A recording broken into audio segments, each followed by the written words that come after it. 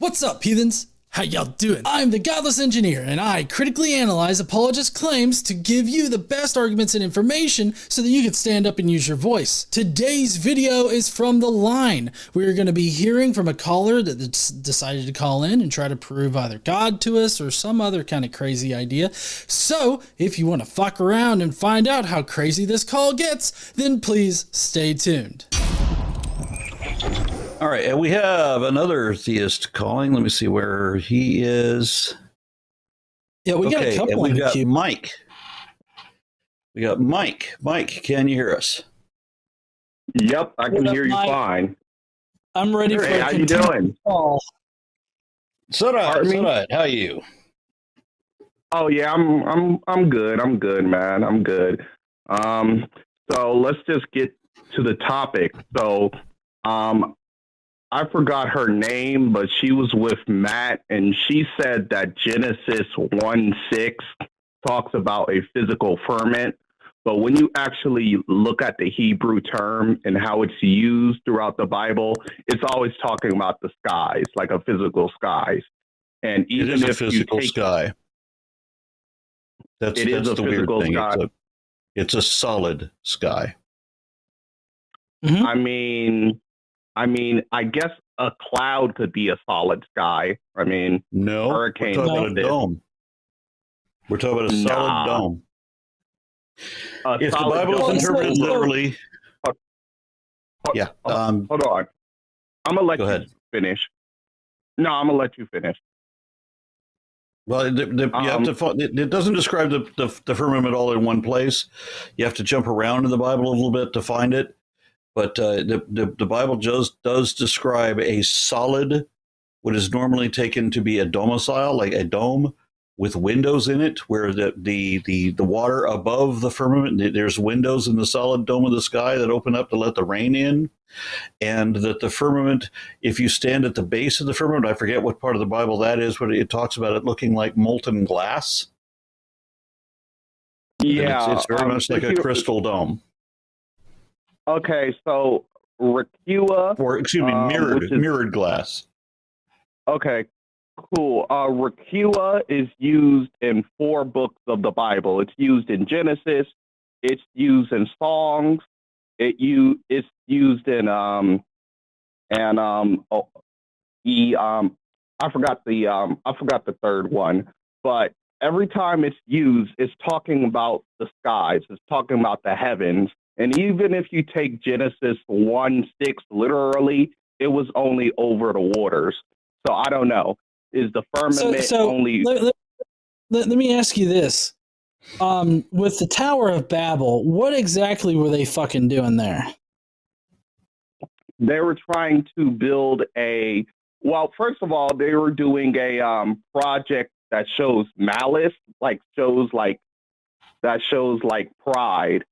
Like they were trying to build a building that reaches all the way to the heaven, which showed their pride, and God had to humble them. They were trying to build a tower all the way up to heaven because.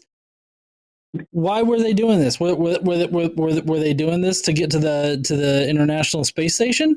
Like, why in the fuck were they building a giant fucking tower in order to reach God? Like, what did they think was going to happen once they got outside of to the upper atmosphere? Like, do you think that they thought that the atmosphere was going to thin and that they weren't going to be able to breathe anymore, or did they think that there was like a physical layer to heaven that they could reach and then they could eventually get to God? Yeah, but if they were going to build that physical layer, they would build it over the seas, because the firmament, if you actually read Genesis 1:6, was only over the waters. It separated the waters from the waters. It wasn't a land thing. So when God said that, hold on. In Genesis, I'm sorry to stop you, but in Genesis, when he said that, go ahead. What was the planet primarily covered with? I don't know. I didn't live back then. Fucking water. All over the place. Yeah. Land. God did not form the land until after that point. I mean, did you just totally fucking miss that particular part of Genesis? If you look at Isaiah 40:13, It describes that the stars are made to stand in the span of this expanse, meaning the firmament. And Job 22:12 says that they are high in the firmament. So again, we're talking about a dome here. Does it use the term Rakua, because that's the Hebrew term that was used in Genesis, or does it use another term that means skies? I don't know if it uses Rakia in each case, but when I did my Blasphemers Bible study, I have 2 Hebrew speakers on the panel, as well as Bible scholars. And so we've gone all over this. And yeah, it's definitely talking about a dome. And one of the scholars on my show, Lawrence Yufa, is working with Dr. Kip Davis, and they are about to come out with a biblical cosmology video that talks about all the many places that I'm aware of where it describes the earth is flat and standing on columns and covered by a dome and all that. They know of more places because because Lawrence knows Koine Greek and all these other people that they speak Aramaic or Akkadian or whatever. They can read cuneiform. They're aware of all of these other references. So, all right, can I ask you a question? So, can I ask you a question? Well, hold on. I know. Wait. Could I ask him a quick question? Quick question. I'm gonna let you go ahead. Go ahead. Well, I was just going to add to the Rakia thing. I don't know if I'm pronouncing that Rakia. None of us is pronouncing it right. The great thing about the internet is that it's full of great resources. Like, I'm looking at Bible Hub that has a great interlinear resource that has a lot of different concordances and like great just references in general. And like, so the point that you're talking about here, the Brown Driver Briggs concordance, I believe, has the vault of heaven or the firmament, which is this word rakia, regarded by Hebrews as solid and supporting the waters above it. So this is like solid. And then Samuel. Solid. Hold on, could I respond to what he just said, or I'm gonna let you speak. Go ahead, respond. Oh, okay, cool. So could the firmament that they be talking about, could it be a gas, like maybe the ozone layer or maybe a cloud? No. Since an extended surface, expanse. Like, this is a physical place. Also, it doesn't make sense even later in the New Testament when Paul... hold on. Could I respond to what you just say? Can only physical things expand? It says an extended surface. What the fuck do you think a surface is? Sorry, Aaron. You ever heard of Samuel 22:8? In 2 Samuel 22:8, it says that the firmament has foundations. Okay. I need to look up the context, because just because you say a verse doesn't mean we know the true context. I mean, is 2 Samuel 22:8. Is Samuel talking about like the physical world? More or less. 2 Samuel 22:8. So it depicts the sun and the moon as being the same size as each other, both smaller than the earth, and the sun is bigger than the stars. Or excuse me, the moon is bigger than all the stars, because the people who wrote this didn't know that the sun was itself just a star. They thought that the sun and the moon were both gliding along the expanse of this firmament, that they're held in track of this dome that they're rolling around in. Okay, so could it be that they knew that the sun was a star, but since not every star has a name and the sun has a name, they decided to name the sun instead of No, because these people thought that the stars had personalities, and they said that the stars could fall down to the earth to do battle with a human being. I mean, wait a minute. Did the ancient Jewish people say that they thought the sun they say that the stars had personalities and shit like that? Because that seemed more like a Greek thing than anything. No, it's in the Bible too.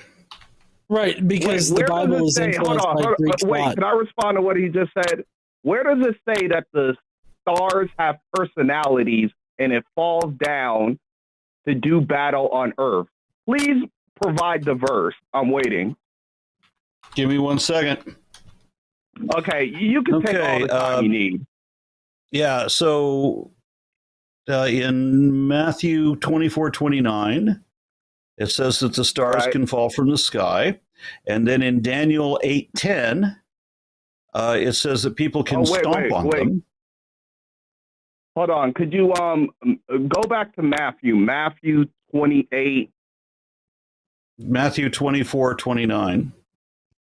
24:29. Okay. Yeah. And then in Daniel 8:10, it says that you can stomp on the stars when they fall from the sky. And then it says in Judges 5:20 that they can gang up in combat with a mere human being. Okay, so let's take it verse by verse because you scripture bombed a lot of stuff. Let's go to Matthew 24:28. You said 24:29. All right, I was right. So, okay. So, is there any particular Bible book you prefer, or because I'm at Bible Hub right now? Okay, as long as it's not KJV, it's probably all right. Yeah, the KJV sucks. All right.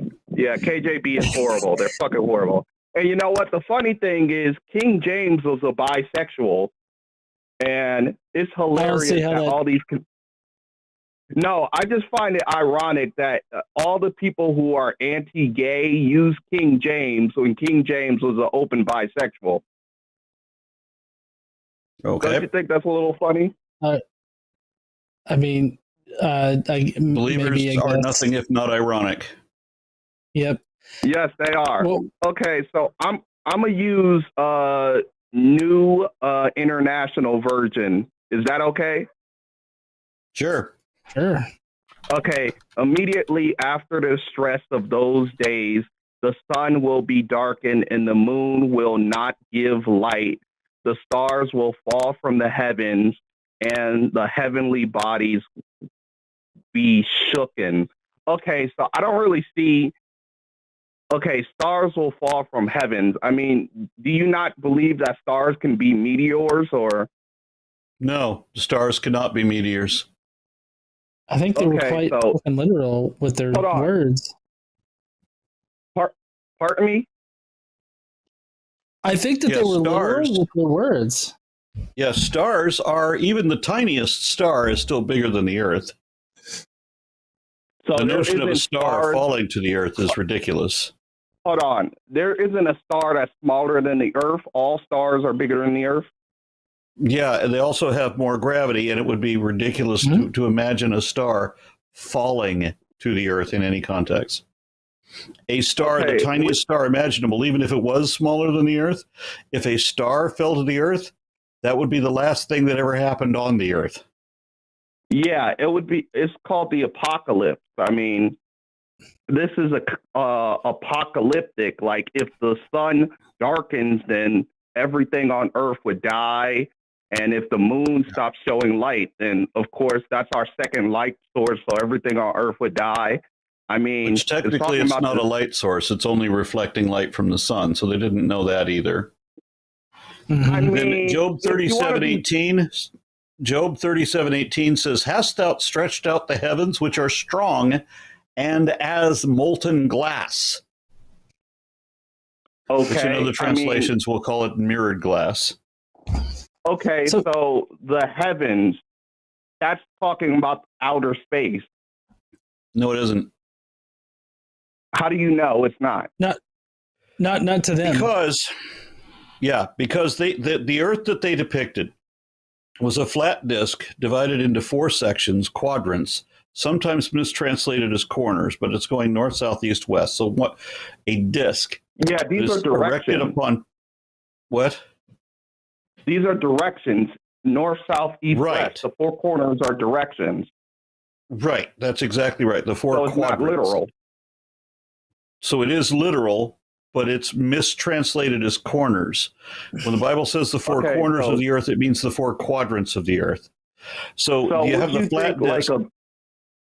could I ask you You a have the flat- follow-up question? I'm sorry. Okay.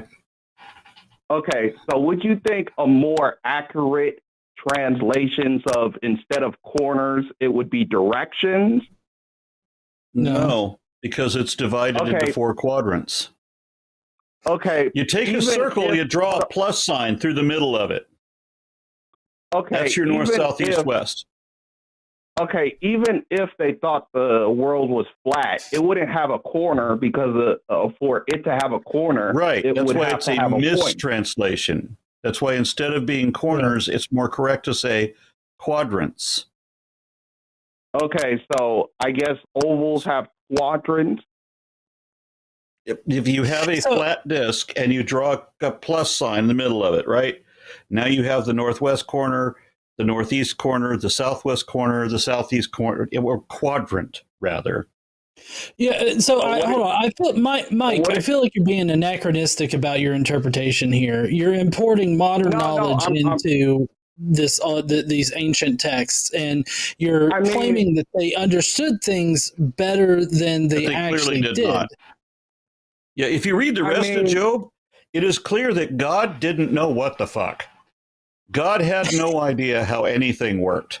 So God brags that God says in Job that the earth is flat, straight out. He says that the earth takes the shape. The earth. He says the earth takes. He says the earth takes the shape of what is it? Clay under a seal. Could you please tell me the verse? Okay, I'll have to look up the verse. I'm telling you what it says, but you're not listening to me. No, I need to know the verse. I'm sorry. I want to look this up myself. I'm very skeptical. I'm skeptical of everything people say. I'm sorry if I don't take your word as gospel. Then I wonder how it was that you ever came to believe the Bible in the first place. I could tell you the story of how I came to believe. It has to do with like angels and stuff like that. Yeah. Oh my God. I want to hear this story. Tell me can you show me on the doll whether angels touched you? Job 34:14. The earth takes shape like clay under a seal. Its features stand out like those of a garment. That's from Job 38:14. That's God himself saying that the earth is flat. Wait a minute. Isn't clay bulky? Like, it's talking about a pot. Isn't a pot? Yeah, it's got to. He says its features stand out like those in a garment. So it's got topography to it. But it's still it's clay under a seal. You know what a seal? What they're talking about? Clay in a seal? Back before they had stamps and glue. They would seal. They would usually shape. They would usually shape the clay. Like, it's saying that the earth has shape and form. The clay is used as a glue. You close up the scroll, you put a dab of clay on it to close it and glue it closed, and then you put your seal on it because only you have that seal. And so the seal bears your mark. But where does it mention a seal at all? It's talking about clay. If it Job mentioned a seal, 38:14. No, but in the verse, it doesn't talk about a seal. It doesn't talk about the earth takes shape like clay under a seal. That's what it literally. That's what God Himself is saying. God says that the earth is flat because why? Because God doesn't fucking know anything. God is just a character in a story that was made up by men who didn't know any fucking thing. And that's why God in Job says that he keeps lightning in storehouses to be used at times of war, and he keeps snow in a separate storehouse to be used in battle. Because God will either lob lightning bolts at you like Zeus, or he could be given to a snowball fight. These are all metaphorical. These are all metaphors. Like, if you take, Yeah, this is God if you take, talking to Job. And God is trying to be superior. He's trying to belittle Job, because if Job is challenging anything, that God says, well, what the fuck do you know? And so God is trying to be pompous. This would be the point when God would say shit that is correct, if he was correct. I mean, No, that's not what God does here. God says a bunch of stupid shit we know to be wrong. And the reason that he does is because the story was made up by ignorant, bigoted, superstitious savages who didn't know what the fuck they were talking about. I mean, isn't the book of Job the book where it says that air has weight to it, which we wouldn't find out until thousands of years later?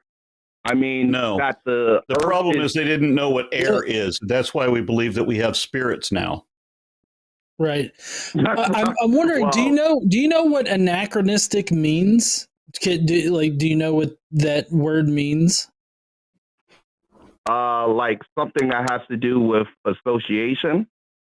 No, it means out of time. Right. You're importing. Right. You're importing your current understanding. No, you're not out of time. You're importing your current understanding onto this ancient text. You're not refocusing your understanding of the ancient text on what they would have understood the text to say and to mean. And instead of doing that, you are choosing to take your current understanding of this as metaphor, as all these other different ideas, and you're saying, oh, these ancient people understood this as metaphor, and there's literally no evidence to suggest that they thought of these things as metaphor. Like, if you can, 2 Corinthians 12, if you go there, starting at verse 2, it has Paul that talks about how a man was literally taken up to the third heaven, and he saw like paradise or Eden. And then in other texts, it's revealed that Adam and Eve and other the first humans were actually buried in the third heaven. So, like, how? I know what you're talking about. Okay. Can I respond? My question is that why did Paul consider heaven or the heavens to be a physical earthly place that you could actually go to, or you could be brought up to, if it was like just air?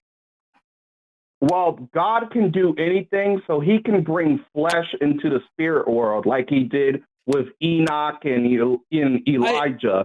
And second, I totally agree. If we say that magic exists and that magic can explain anything, then anything is possible with magic. I totally agree God about can that. Do anything? Hold on. Could I ask you, what's your definition of magic? The supernatural. The bending of the natural laws of reality to achieve some kind of effect.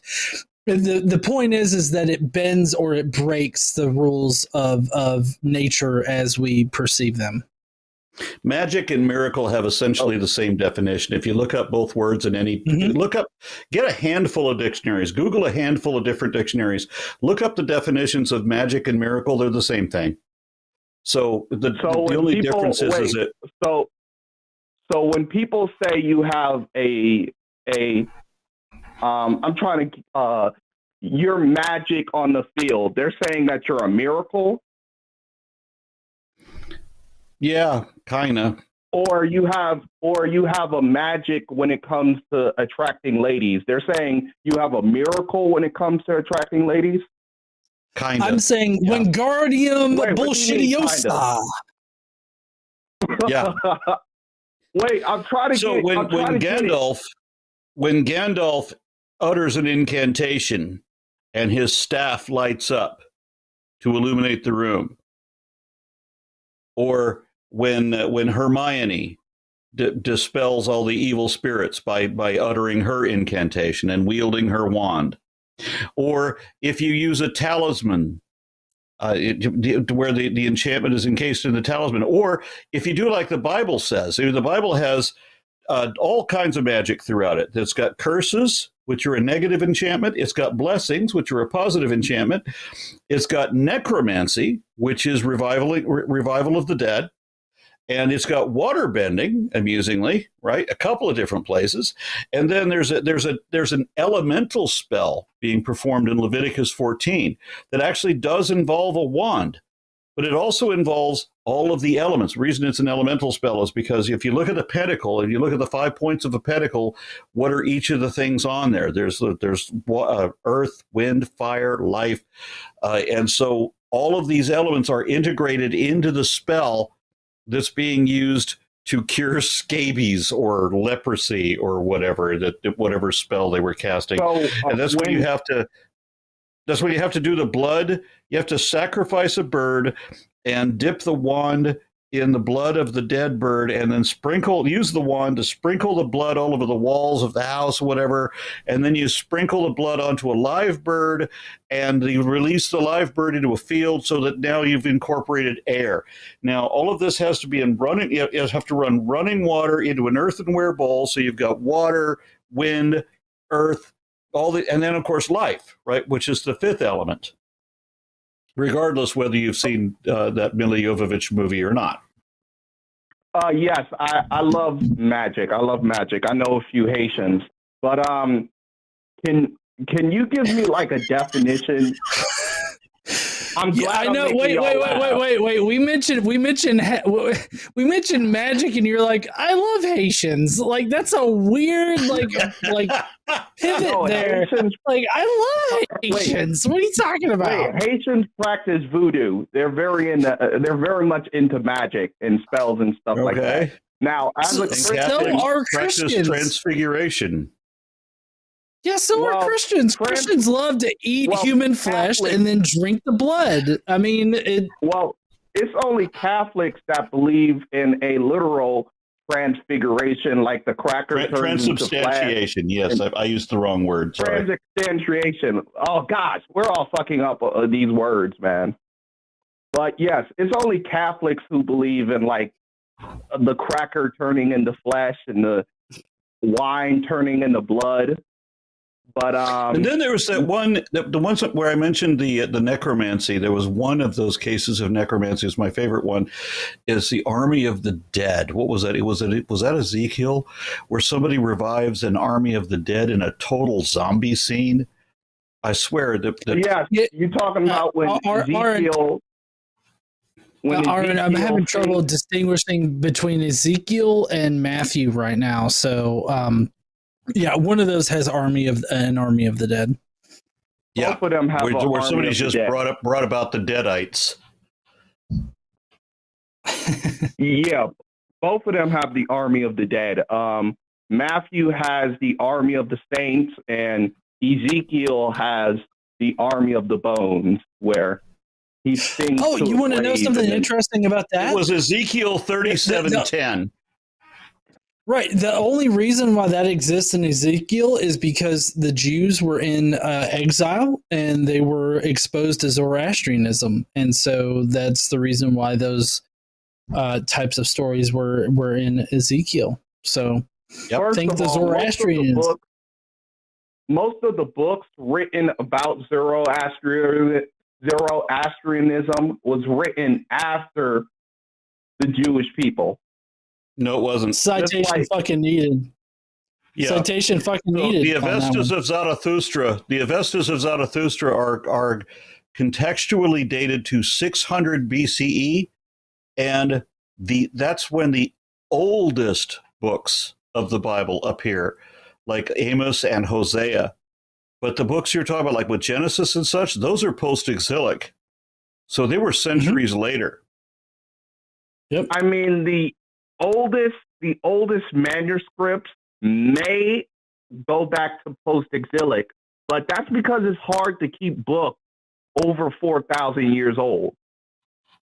But they're not anywhere near close to. They're not 4,000 years old. They're nowhere close to that. They were composed. Okay. They were composed less than 3,000 years ago. Yeah, and I mean it's Wow. more important when the belief actually formed rather than what's our oldest manuscript of it or how old we can actually date our current manuscript. It depends on when it actually formed because like Zoroastrianism also gave us Satan and a burning hell. So I mean that those things were integrated into Judaism, therefore creating Christianity. And so those things are minor not correction. The Christians reached past Judaism to take the damnation in hell from Zoroastrianism. Judaism is largely based on Zoroastrianism, but the concept of hell was not part of Judaism. That Christianity. I mean, they have Sheol. They have Sheol, and they have but it's very numbers. different. Yeah, but what about? I think I'm trying to remember which Avesta it was, but it says that the righteous man will, upon his death, ascend to the kingdom of justice and truth under the wise Lord Ahura Mazda, whereas the wicked man will, upon his death, descend into the kingdom of the lie, ruled by Ahriman the opposer, which is also in the original language was Ha-Shetan, also known as the Satan, the enemy. What about Numbers 33, where it talks about the realm of the dead, which is hell, in which they had a fiery death? Well, it's not a hell because it's where everybody goes, good and bad. Everybody. It's more akin to Hades because the Hebrew Sheol is where everybody dead goes, and you go to be dead. You don't go to be punished. You go to be dead. You're dead there. I think that concept was more or less like inputted through Greek philosophy than anything, because the Old Testament talks about heaven and it talks about Sheol, which before Jesus Christ was hell. And I mean, what about Elijah? Do you just think he floated up to Sheol? Well, I think that Sheol was deader than Abilene, Texas on a Monday night. So you're not really answering my question. What about Enoch? Do you think he floated up to Sheol? Do you think Sheol is the top and the bottom? I think what we have got with Enoch is that somebody saw somebody sucked up by a vortex. So that's it? Like, that's how God took him, by a vortex? I would think that that's the story they made up about it. Right. So the Jews in the Old Testament, they didn't have a concept of a burning hell or heaven. They just had the afterlife, which is why they also called it Hades. It's similar to in Greek mythology, how everybody went to the same place. Hades is a Greek term. Hades is a Greek term, not a Hebrew term, not an Aramaic term. Hades is used in the Bible. Hades is used in the Bible. Hades, in the New the Testament. afterlife is described as Hades. Yeah, Sheol and Hades are very similar to each other. Very similar concept. You don't get the Christian concept of hell really anywhere in the Bible. That's actually more taken from Dante's Inferno, because there's a lot of stuff that Christians believe that is in the Bible that is not in the Bible at all. Am I still on? Well, yeah. Have you ever read the second century Apocalypse of Peter? No. Okay, so it's a second century book that talks about all the concepts of hell, like Dante Inferno. It wasn't new to. Sounds like I don't give a fuck about it. Old. What? Yeah, I mean, honestly, it sounds like Neil Gaiman's. Did you ever read Neil Gaiman's American Gods? No. Much better read. Maybe you can send it to me. I'm broke. Like, I'm broke, guys.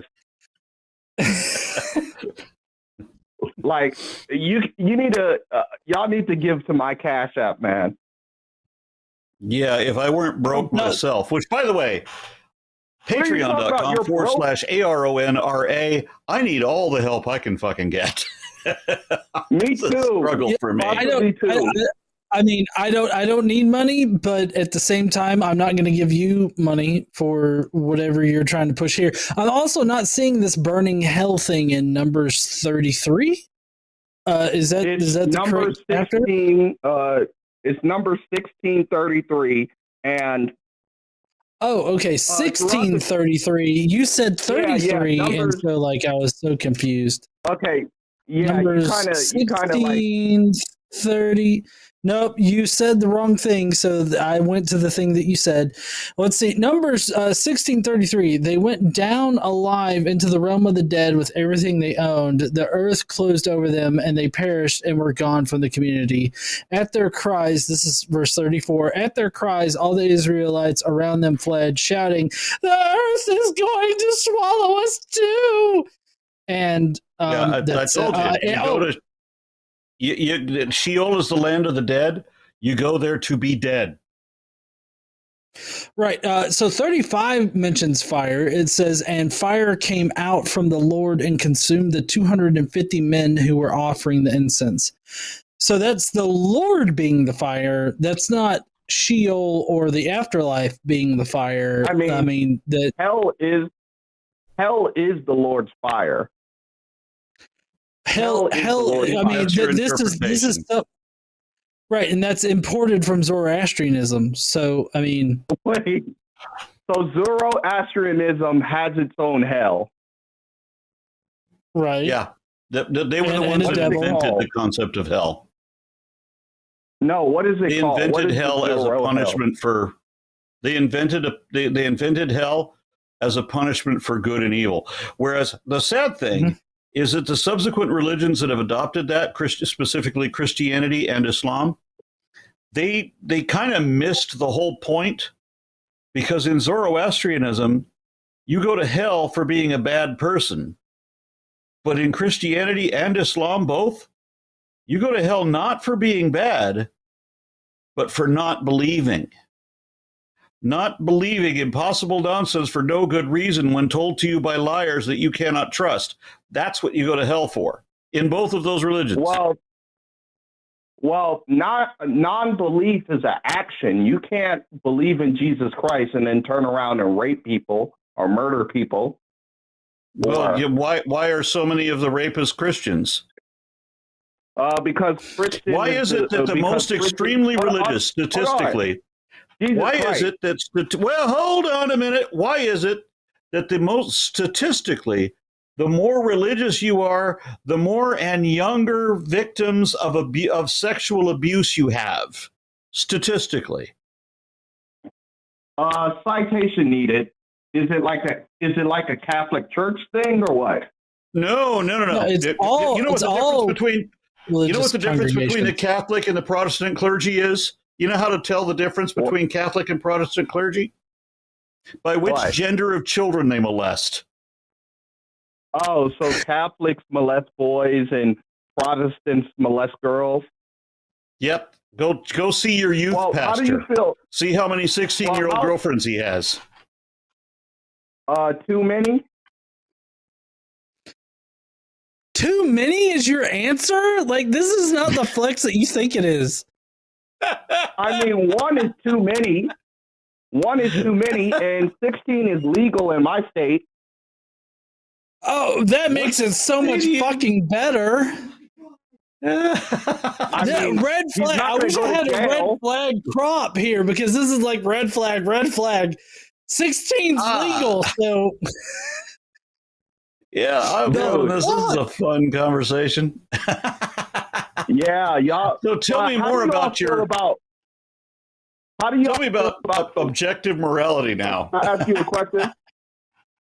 Hold on. Could I ask you a question? How do y'all feel about the rape epidemic when it comes to teachers? The rape epidemic when it comes to teachers. Well, so I think that it is a problem, but it's better handled in the public school system than it is in churches, because churches regularly forgive and forget, and they recirculate pastors and priests throughout different parishes and congregations so that they can continue to offend underage children. And so, so what happened to that Pope? Hold on, Darth Ratzinger? Pope Benedict? Wait, could Remember him? Could I tell this? The reason why the education system is worser is because when you get worser is a word. Get over it. It's a word. Worser is not a word. Yes, it is. It was used by William Shakespeare. Come on. Look this up. Shut the fuck up. Worser is an archaic or non-standard word that means worse. So it is a word, though. It's a non-standard and archaic. Okay. Anyways, but I will grant you this. You were about to. You can use it in the same context as wronger. Have you ever heard the word wronger? Wronger is only used when we're talking about religion. Okay. Because the only thing that can be more wrong than wrong is wronger is religion. Okay. Well, so tell that to all the communist countries that stole everybody's land and lives. I don't even know what the fuck that means. The communist countries that sold everybody's land and lied. The fuck does that got to do with religion? Because that's a good point, Aaron. Because most communist countries are anti-religious. In fact, except that no, they're not. Look at Cuba, for example, and Russia. Stalin employed the Russian Orthodox Church to spread the doctrine of communism. Employed them. Yeah, he forced them. Employed. Still forced them. I mean, if you don't do what... He doesn't know what employed means, Aaron. Yeah, I'm giving up on this guy. He paid them. Hold on. Could I say one more thing about these teachers? I would say that... If you promise that it's one more thing. Okay. Here's my closing argument. I would say that the education system is much more brutal because when a female teacher molests a boy, people cheer. They don't do that with Catholic priests. They don't do that with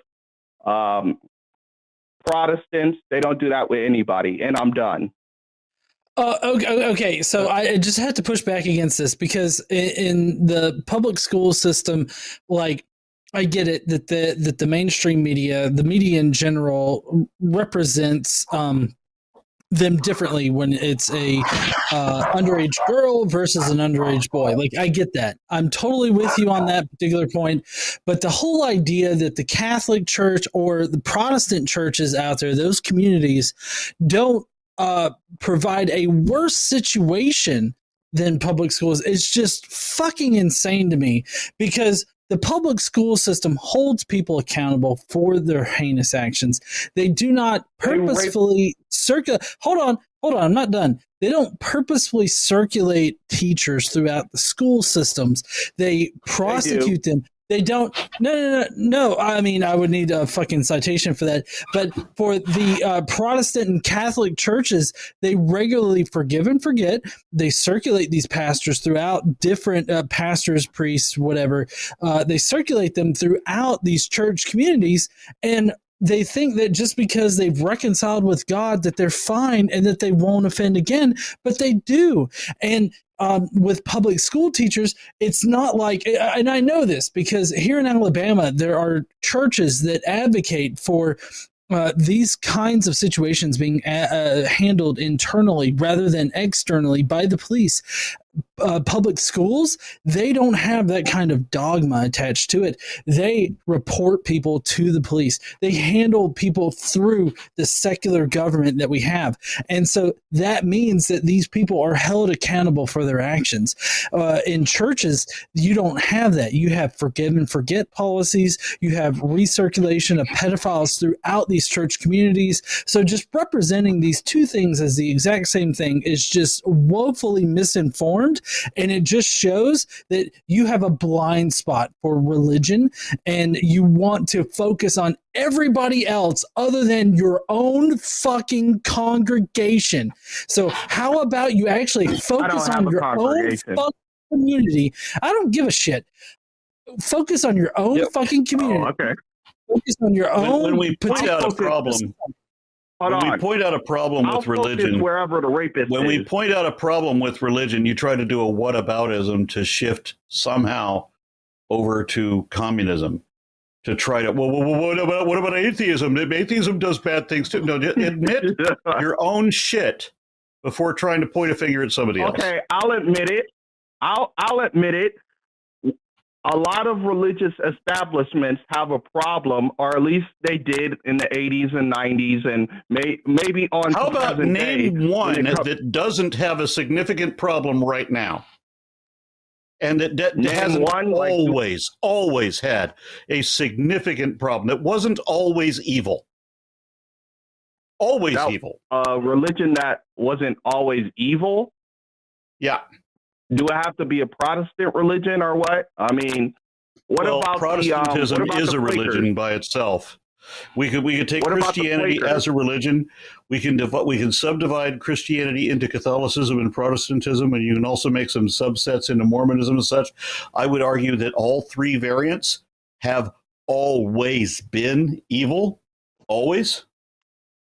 Islam, you hate the Quakers? Always evil. Quakers? Yes, Islam is evil. Yeah, all of them. Their prophets are all authoritarian. They all want to torture, and they all want to commit genocide and torture and abuse people over mind crimes, thought crimes of whether you believe or not. Did you know that in the United States, or before there was the United States, when it was just the colonies, we had the Catholics come over here, and they're slaughtering the Native Americans right, left, and center, arguing that they aren't even people, that they were soulless, talking parrots in human guise. That was the Catholic position. Then the Protestants, or the Quakers, by a pope or and something? the Puritans. What? Was this said by a pope? Like usually Catholic statements this is in history. So they came over here. Could you give me an example of when they were talking parrots? The Volodoid trial of 15. Could you spell that? Yeah, hold on a second. It's going to take me a minute to look that up. Spell that shit. But the point is, Catholicism has always been evil. Christianity in general, always been evil. Mormonism, always been evil. The Quakers, Mormons are evil. The Quakers have been at war with the Puritans with the Quakers, the Huguenots with the Catholics with the Puritans, with the Catholics with the Protestants, the Hindus with the Sikhs, always and forever. Wait a minute. So they're evil for waging a war of defense against the Puritans? Yes. Violent prejudice against each other over what they believe. Not even whether they're good or bad, but over what they believe. A thought crime. Yes, evil. So and we've spent way too much. We've spent. Hold on. We've spent way too much time with you. Fun though this is, I have other people in the queue, and I want to respect them too. God bless. I wish you all have a nice day. We spent way too long on this. I'm going to call back maybe on another day.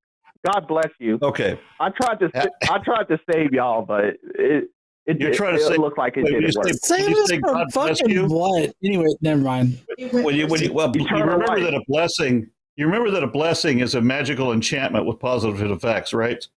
So when you tell someone to have a blessed day, you are literally telling them to have a magically enchanted day. Yes, accept my magic, please. Yeah. All right. I love you, man. I want to see you in the afterlife. There is no afterlife. We don't have souls. Goodbye. Oh, okay. You'll see. Yeah. Well, no, we won't actually, because when you die, funny thing about when you die, you're dead, Okay. and you don't learn So what anything stops- when you're dead. You don't see anything. You don't remember anything. You're dead. So That's what being what dead stops means. people from? Hold on. So what stopped people from doing wrong all their life and then killing themselves and not facing justice? Because we live in a society. We want to be remembered for the positive things. We get positive feedback out You're of going to being be positive dead. for You're other not going to people. remember shit. It doesn't matter. We don't get joy out of being evil. Psychopaths do. If we're functional, we don't. Thanks Yes, for your a call. lot of people aren't. Appreciate your call, buddy. Yeah, I Goodbye. appreciate you too. I love both of you. No, you don't. Goodbye. Well, heathens, that's going to be it for this call today. If you want more of this kind of content, you can hit up the links down in the description to go and subscribe to The Line here on YouTube. We're always producing great live content where we take callers from people. We're also adding new shows all the time. So please go down there, subscribe to The Line so that you can get more of this kind of content. I'm not sure if this was 20 seconds or anything like that, but yada, yada, yada. Jimmy, go fuck yourself.